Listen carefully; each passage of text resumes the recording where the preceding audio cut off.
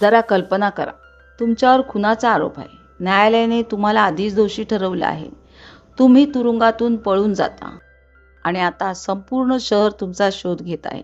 पण खरी भीती कशाची आहे? तुमचा स्वतःचा चेहरा. तोच चेहरा जो कोणत्याही क्षणी तुमची ओळख उघड करू शकतो. नमस्कार, मी आहे सुनीता, एक पॅशनेट सिनेफिल जी मराठी आणि इंग्लिशमध्ये फॉरेन आणि इंडियन चित्रपटांवर लेखन आणि ब्लॉगिंग करते. आणि आज आपण जाणून घेणार आहोत हॉलिवूडमधील सर्वात ग्रिपिंग नॉयर थ्रिल्सपैकी एक, डार्क पॅसेज. ही कथा आहे विन्सेंट पॅरीची, एका अशा माणसाची ज्याच्यावर स्वतःच्या पत्नीच्या खुनाचा आरोप आहे. तो म्हणतो तो निर्दोष आहे, पण कायद्याला त्याच्यावर विश्वास नाही. आता तुरुंगातून पळून आल्यानंतर विन्सेंट समोर फक्त दोनच मार्ग आहेत. एकतर आयुष्यभर पळत राहायचं किंवा स्वतःला निर्दोष सिद्ध करायचं. पण फक्त पळून जाणं पुरेसे नाही, कारण तो जिथे जाईल तिथे त्याचाच चेहरा त्याचा विश्वासघात करू शकतो. आणि तेव्हाच तो एक धक्कादायक निर्णय घेतो, स्वतःची ओळख पूर्णपणे पुसून टाकण्याचा. प्लास्टिक सर्जरी, एक नवा चेहरा, एक नवं आयुष्य.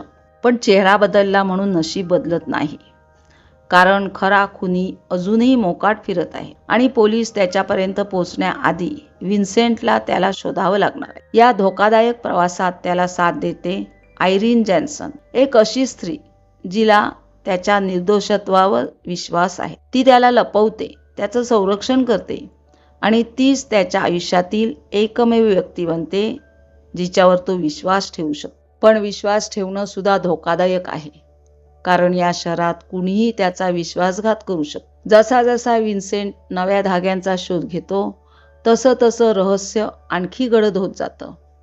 खोटं, मत्सर, लोभ आणि लपलेले विश्वासघात.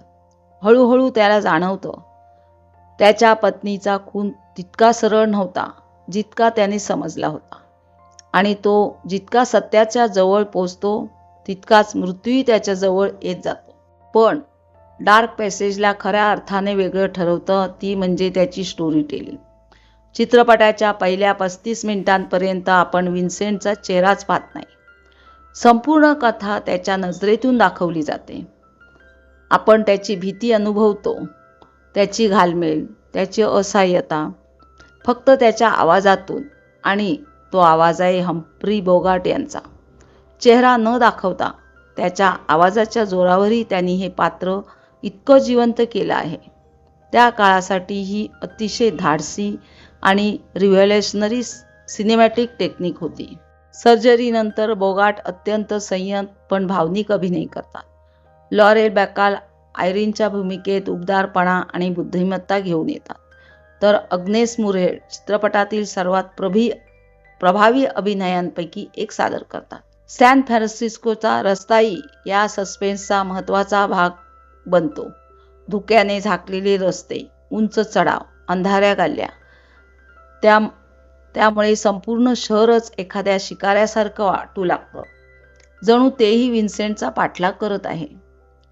डार्क पॅसेज हा फक्त खुनाचा चित्रपट नाही, ही ओळखीची कथा आहे, भीतीची, विश्वासाची आणि जगण्यासाठीच्या संघर्षाची.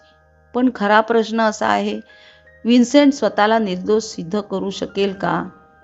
खरा खुनी कोण आहे? आणि चेहरा बदलल्यानंतर माणूस खरंच स्वतःपासून सुटू शकतो का? हे जाणून घेण्यासाठी तुम्हाला पाहावा लागेल हा अविस्मरणीय क्लासिक. आणि विश्वास ठेवा, हा चित्रपट संपल्यानंतरही बराच काळ तुमच्या मनात रेंगाळत राहतो. जर तुम्हाला फॉरगॉटन मास्टरपीसेस, क्लासिक थ्रिल्स आणि अशा गहन सिनेमॅटिक कथा आवडत असतील तर सुनीताला नक्की सबस्क्राईब करा, कारण प्रत्येक चित्रपट त्याच्या शेवटानंतरही एक न सांगितलेली गोष्ट लपवून ठेवतो.